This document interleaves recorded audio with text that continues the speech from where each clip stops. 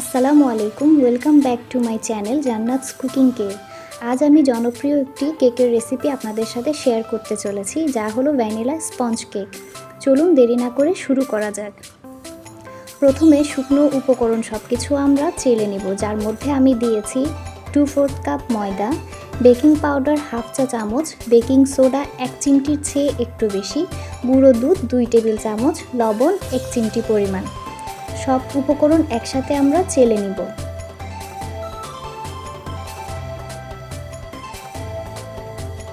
এই পর্যায়ে আমরা দুটো ডিম ভেঙে কুসুম আলাদা করে নিব। খুবই সাবধানে করতে হবে যাতে কুসুমটি ভেঙে না যায়। ডিমের সাদা অংশটি একটি ইলেকট্রিক বিটারের সাহায্যে আমরা বিট করে নিব এবং খুব সুন্দর একটি ফর্ম আমাদের তৈরি করে নিতে হবে।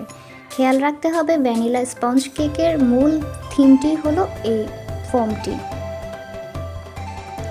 ডিমের ফর্মটি বিট করতে করতে সাথে আমাদের মিশিয়ে নিতে হবে চিনির পরিমাণ আমি দিয়েছি 1/3 কাপ। আপনারা স্বাদ মতো এটি বাড়িয়ে বা কমিয়ে দিতে পারেন।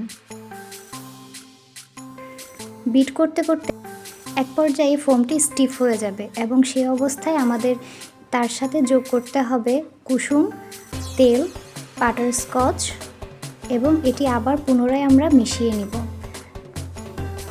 পরবর্তী ধাপে আমাদের শুকনো উপকরণটি ফোমের সাথে মিশিয়ে নিতে হবে, যার জন্য আমি বিটারের একটি কাঁটা ব্যবহার করছি। খেয়াল রাখতে হবে যাতে ফোমটি কোনোভাবেই নষ্ট না হয়। এই পর্যায়ে আমি ব্যবহার করছি 1/4 চা চামচ ভিনেগার। পুনরায় আলতো হাতে মিশিয়ে নিচ্ছি। এবার একটি কেকের মোল্ডে আমার মিশ্রণটি আমি ঢেলে নিচ্ছি। মিশ্রণটি দেওয়ার পূর্বেই নিচে তেল ব্রাশ করে নিয়েছিলাম এবং মিশ্রণটি আমি খুব সুন্দরভাবে এখানে সেট করে নিব। একটি টুথপিকের সাহায্যে আমি মিক্স করে নিচ্ছি এবং এই পর্যায়ে আমি এটি মাটিতে কয়েকবার ট্যাপ করে নিব, যাতে ভেতরে কোনো বাবলস অবশিষ্ট থাকলে তা বেরিয়ে যায়।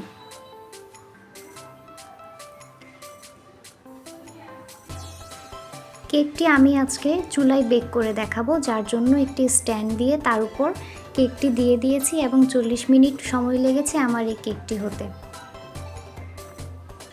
আলহামদুলিল্লাহ, আমার কেকটি আমার মন মতোই হয়েছে। ধন্যবাদ আপনাদের সবাইকে। আসসালামু আলাইকুম। আমার চ্যানেলটি সাবস্ক্রাইব করে আমার সাথে থাকবেন এবং পাশে থাকা বেল আইকনটি বাজিয়ে দিবেন।